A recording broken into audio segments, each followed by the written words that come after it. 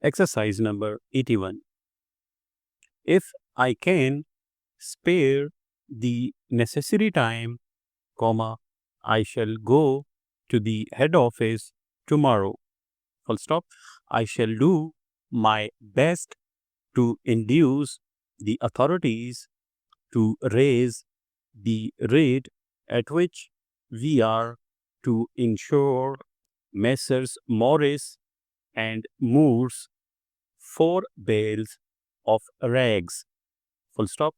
The rate should be higher, because of the risk of fire and damage to the rest of the cargo. Full stop. I shall be sorry to receive a refusal, as the business is scarcely worth the worry and risk unless we secure a fair rate. Full stop. We have had numerous instances of laws on similar policies in the past. Full stop.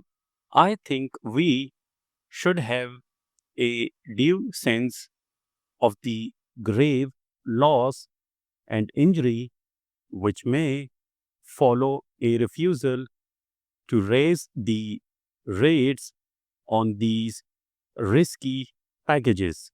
Full stop. Everyone knows how easily oily rags take fire. Full stop.